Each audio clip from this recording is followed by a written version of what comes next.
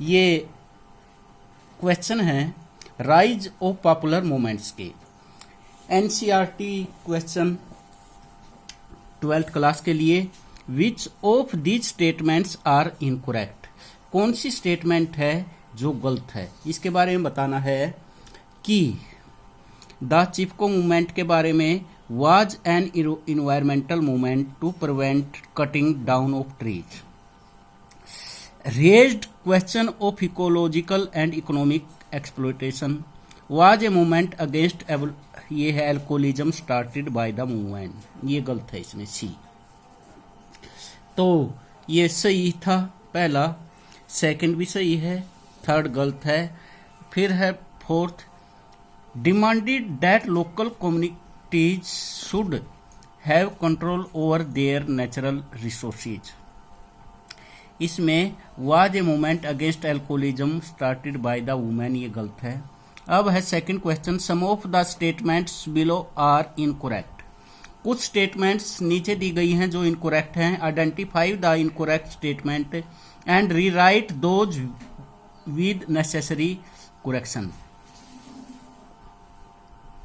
तो इसमें बताना है social movements are hampering the functioning of India democracy, ये कथन जो है इसमें इनकरेक्ट बताना था। तो ये कथन गलत है क्योंकि सामाजिक आंदोलन भारत के लोकतंत्र को हानि नहीं पहुंचा रहे हैं। हार्मिंग का अर्थ, हैम्परिंग का अर्थ है हानि पहुंचाना, हैम्परिंग का अर्थ है हानि पहुंचाना।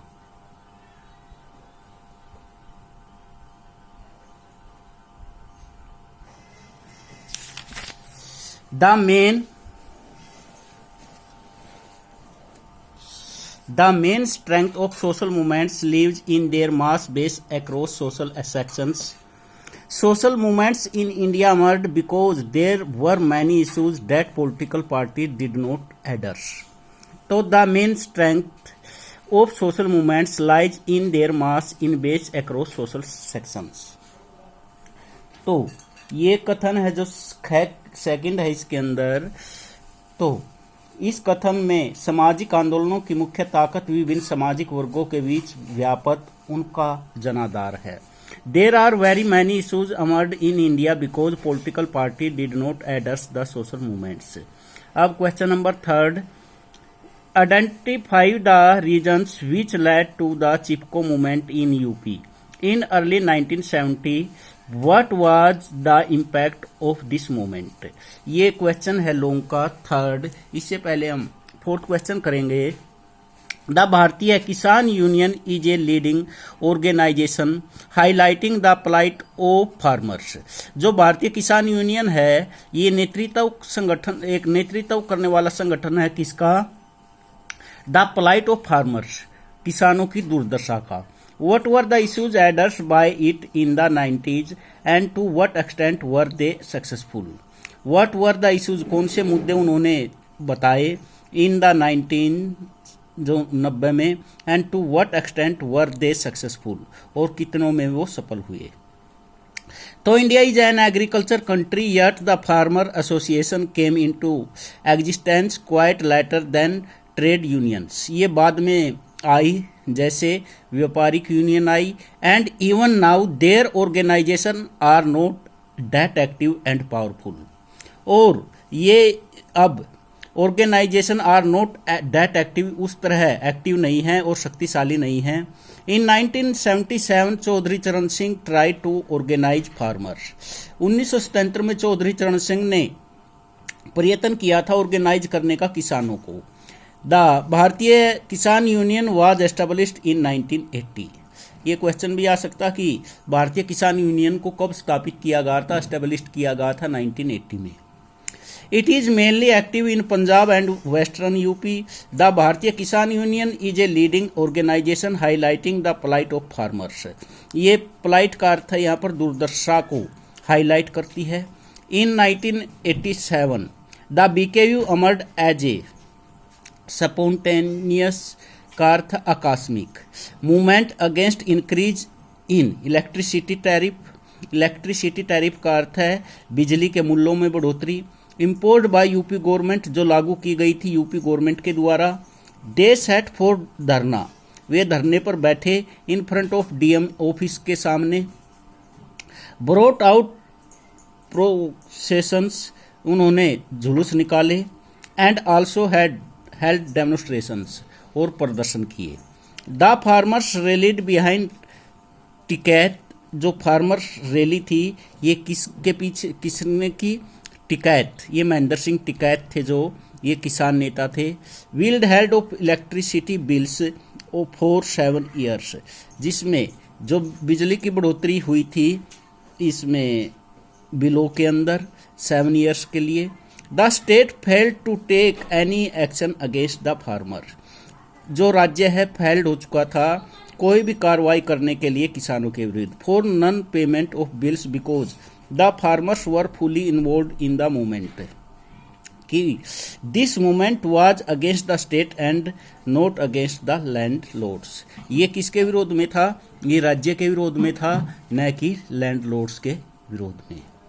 The BKU red many economic issues, it demanded ending zonal restriction, इन्होंने मांग की कि क्षेत्रीय जो रिस्ट्रिक्शन है on movement of food grains, जो आंदोलन है जिसमें अनाज के बारे में है तो बाधाएं हटाई जाए। Electricity rates should be reduced, कम किए जाए। Price of sugarcane and milk should be raised, price जो शुगर केन के हैं और दूध के हैं ये शुड बी रेज्ड, बढ़ाए जाए।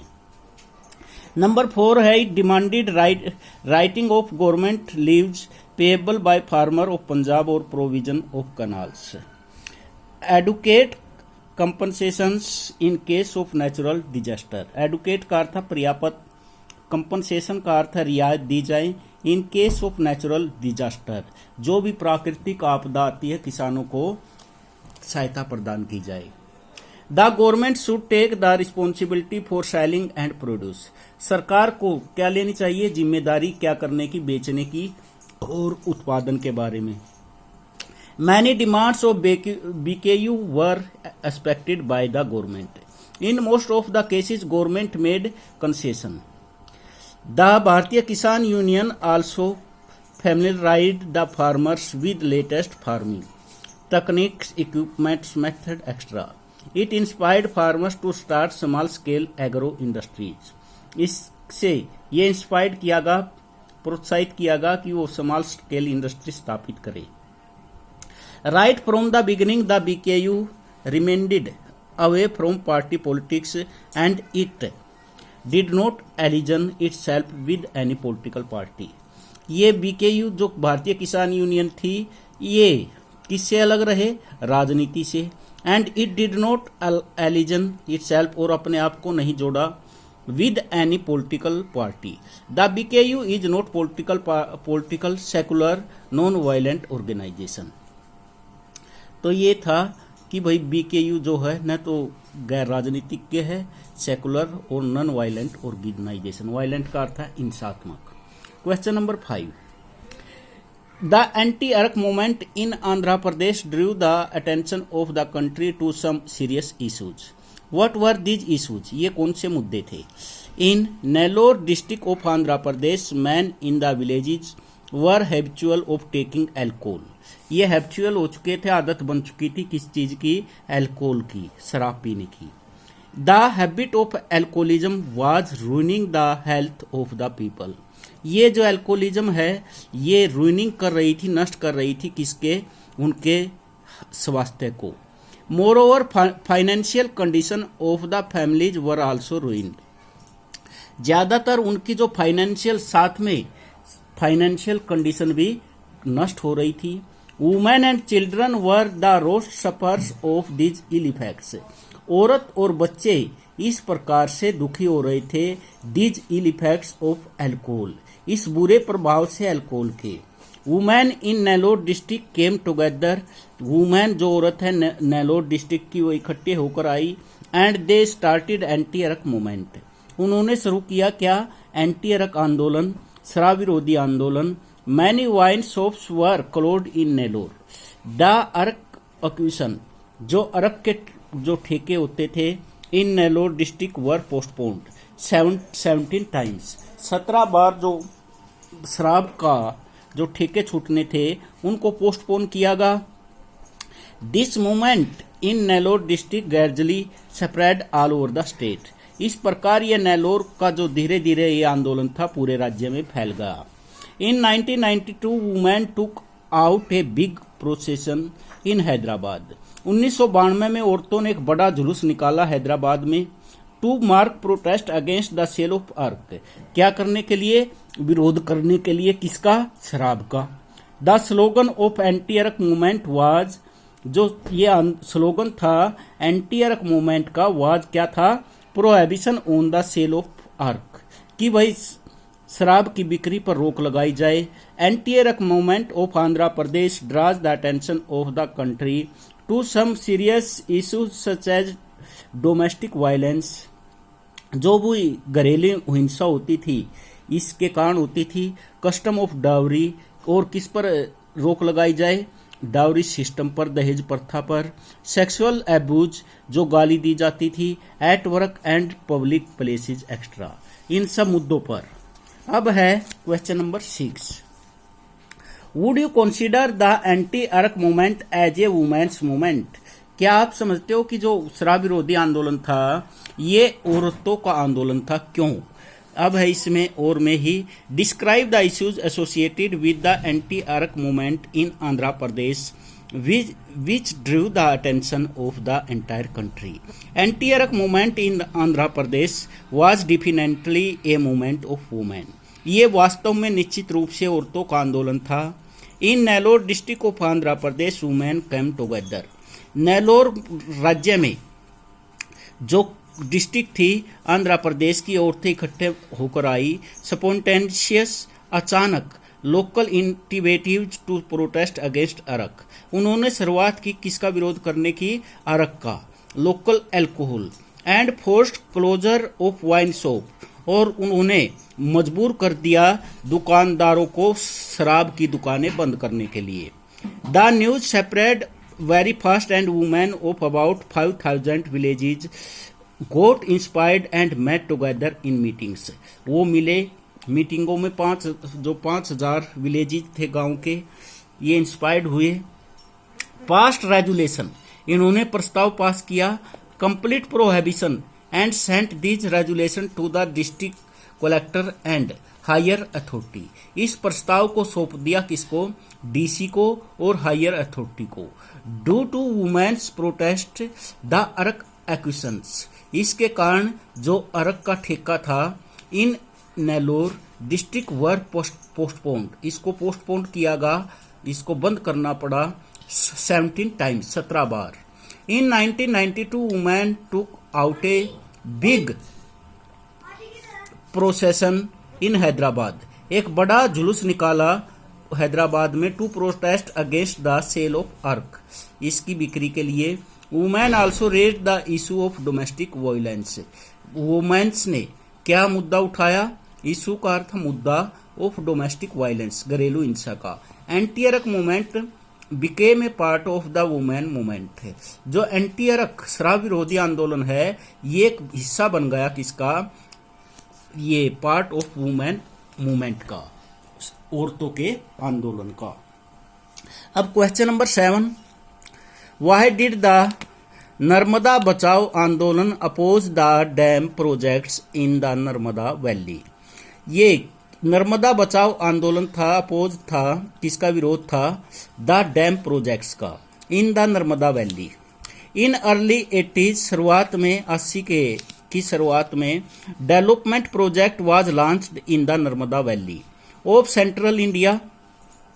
This project constituted of 30 big dams, ये जुड़ा हुआ था 30 बड़े बांधों से, 135 medium size and about 3000 small dams to the constructed on the Narmada. ये नर्मदा नदी पर इतने डैम बनाने थे।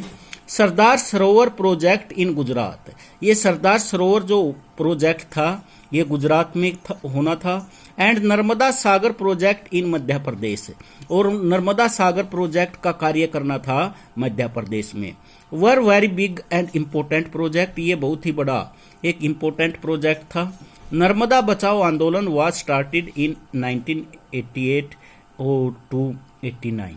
इसने 1988 से 1989 के बीच में होना था। नर्मदा बचाओ आंदोलन opposes the dam projects because the construction of the dam needed 245 villages to get submerged। इसमें 245 गांव मिल जाने थे पानी में अगर ये डैम बनाया जाता है। It also required about 2.5 lakh people from these villages। इसकी जरूरत थी कि 2 और से 2.5 लाख लोगों को गांव में वही दूसरी जगह बसाना है। The movement demanded that the people who are affected directly और indirectly by the projects should be properly rehabilitated. इनको दूसरी जगह बसाया जाना चाहिए। The NBA also demanded participation of local people. उसमें मांग की थी कि इसमें स्थानीय लोगों को भी शामिल किया जाए, किसमें, इन डिसीजन मेकिंग, निर्णय निर्माण में। And should also have effective, और ये प्रभावित होना चाहिए, कंट्रोल होना चाहिए ओवर नेचुरल रिसोर्सेज, जो प्राकृतिक संसाधन है, like water, land and forest. Ultimately आमतौर पर the government and the judiciary expected the right to rehabilitation. आमतौर पर सरकार ने और न्यायपालिका ने स्वीकार कर लिया द राइट, अधिकार को, रिहेबिलिटेशन, पुनर्वास के। एक comprehensive natural rehabilitation policy formed, एक व्यापक, कंप्रहेंसिव का अर्थ है व्यापक, national rehabilitation policy formed by the government in 2003। इसका निर्माण किया गया 2003 के अंदर।